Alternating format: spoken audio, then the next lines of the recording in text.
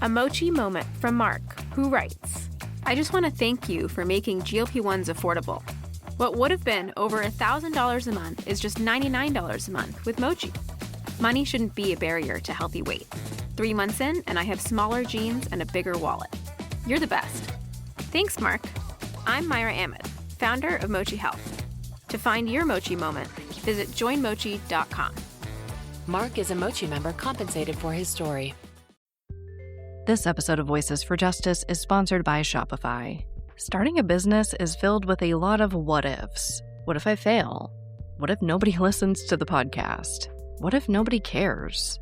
It can definitely be hard to get over that doubt and uncertainty, but making that leap was one of the best things I've ever done, and it's great to know that I'm not alone with a business partner like Shopify. Shopify is the commerce platform behind millions of businesses around the world, and 10% of all e-commerce in the US, from household names like Heinz and Mattel to brands just getting started. And I'm telling you, their tools really do feel like you have a business partner. They have hundreds of ready-to-use templates to help build a beautiful online store that matches your brand. You can also get the word out like you have an entire marketing team behind you. Easily create email and social media campaigns wherever your customers are scrolling or strolling. And if you get stuck, Shopify is always there to help with their award-winning 24/7 customer service. It's time to turn those what-ifs into with Shopify today. Sign up for your $1 per month trial today at shopify.com/justice. Go to shopify.com/justice. That's shopify.com/justice.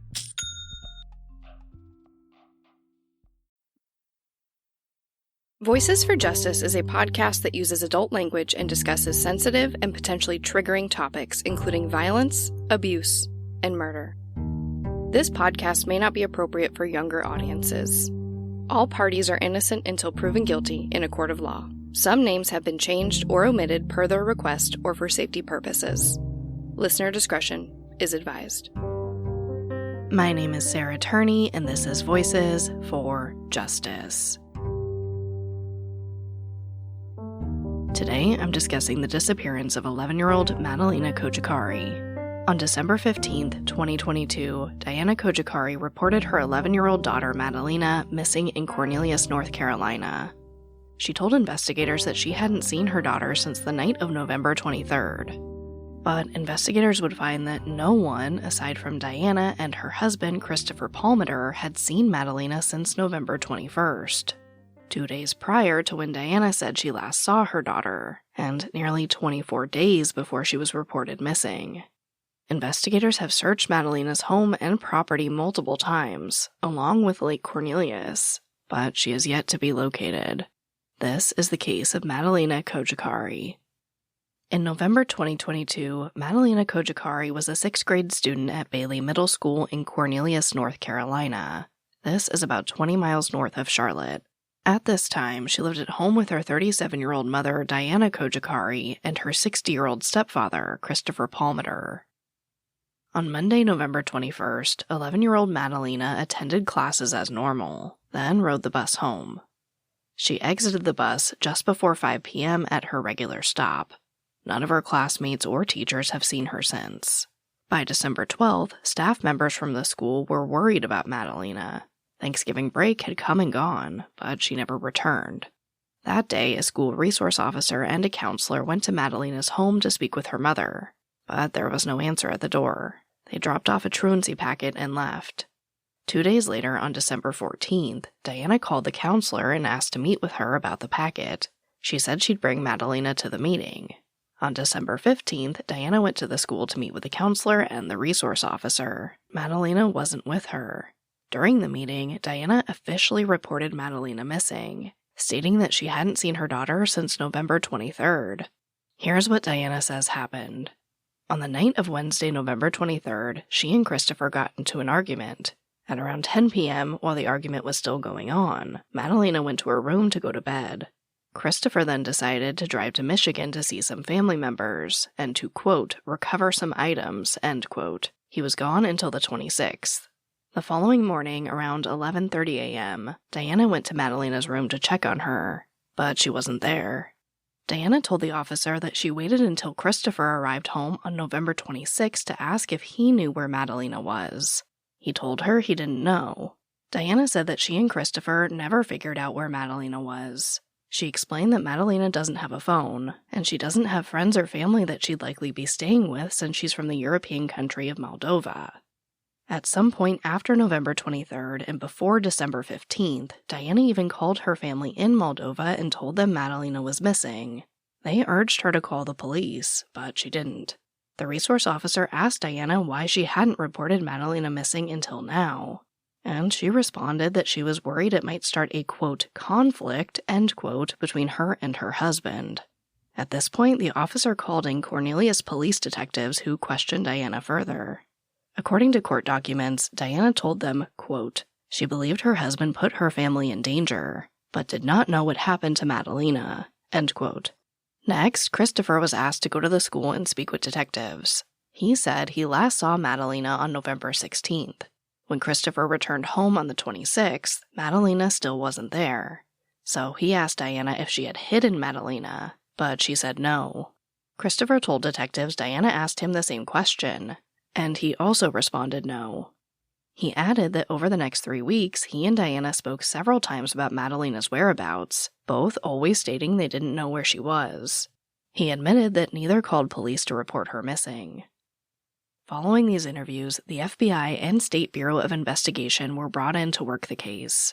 Investigators set out to verify the last time Madalina had been seen by anyone other than Diana and Christopher. They were able to determine that no one had seen her since November 21st. Investigators found video footage of Madalina exiting the bus at her stop at 4:59 p.m. on November 21st. At that time, Madalina's brown hair was in a ponytail. She was wearing a white or light gray t-shirt and had a backpack with black straps on. Finding this video evidence was key to the case, because remember, Christopher said he hadn't seen Madalina since November 15th, while Diana said the last time she saw her daughter was on the night of November 23rd. Obviously, neither one of those days is November 21st. Investigators have searched Madalina's home multiple times. This is a new case and not a lot has come out, but it was found that her backpack and some clothes were missing. During the search, investigators also discovered an area in the kitchen that was blocked off with plywood. Christopher said that they were planning on building a separate apartment. Investigators also dug up areas in the backyard of the home. When Madalina wasn't found in the home or on the property, investigators spread their search to the surrounding areas, which included Lake Cornelius as a precaution. As of this recording, the searches are still ongoing. On December 17th, Diana and Christopher were arrested and charged with failing to report the disappearance of a child to law enforcement. At both of their bond hearings, prosecutors told the judge that neither had any information on where Madalina could be, or a reason for why she hadn't been reported missing for nearly 22 days. At Diana's bond hearing specifically, prosecutors said that she reported Madalina missing, quote, begrudgingly, end quote, and has hindered the investigation into her disappearance. The prosecution said that they have grave concerns that if Diana is released on bond, she will continue to hinder the investigation and the search. After the prosecution made their arguments, Diana's bond was set at $250,000, while Christopher's was set at $200,000. They aren't due again in court until December 28th. We don't know what happened to Madalina, but we have a missing 11-year-old, and the FBI has stated that they haven't ruled out classifying the case as suspicious. On December 22nd, Cornelius Police released a letter written by unnamed relatives of Madalina's. We don't know who these relatives are, only that they are not Madalina's mother or stepfather. The letter read, in part, quote, "We as a family are devastated and absolutely heartbroken to learn that Madalina is missing. We love Madalina and are shocked by these circumstances. Madalina is a beautiful, smart, kind 11-year-old with greatness in her future. We are desperate to find her right now. She needs all of our help," end quote. Which brings me right to our call to action. Authorities have asked that people share Madalina's FBI poster with everyone you know. They are also looking to pinpoint exactly when Madalina disappeared, so they want to speak to anyone who may have seen her after November 21st. As a reminder, The last verified independent sighting of Madalina was on November 21st, 2022, in Cornelius, North Carolina. She was not reported missing until December 15th, 2022. Madalina is 11 years old, white, 4 feet 10 inches tall, 90 pounds, with brown hair and brown eyes. Anyone with information about her whereabouts is asked to contact the Cornelius Police Department at 704-892-7773. But as always, thank you, I love you, and I'll talk to you next time.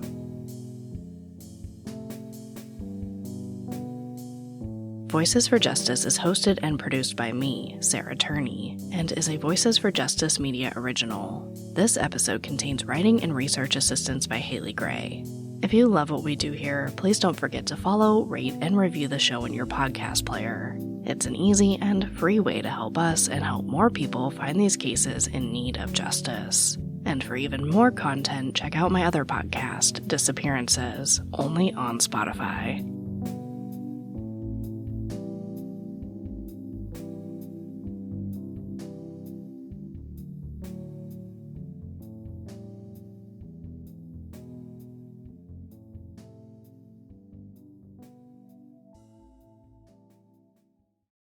Insurance isn't one size fits all. That's why customers have enjoyed Progressive's Name Your Price tool for years now. With the Name Your Price tool, you tell them what you want to pay, and they'll show you options that fit your budget. So whether you're picking out your first policy or just looking for something that works better for you and your family, they make it easy to see your options. Visit Progressive.com. Find a rate that works for you with the Name Your Price tool. Progressive Casualty Insurance Company and Affiliates. Price and coverage match limited by state law.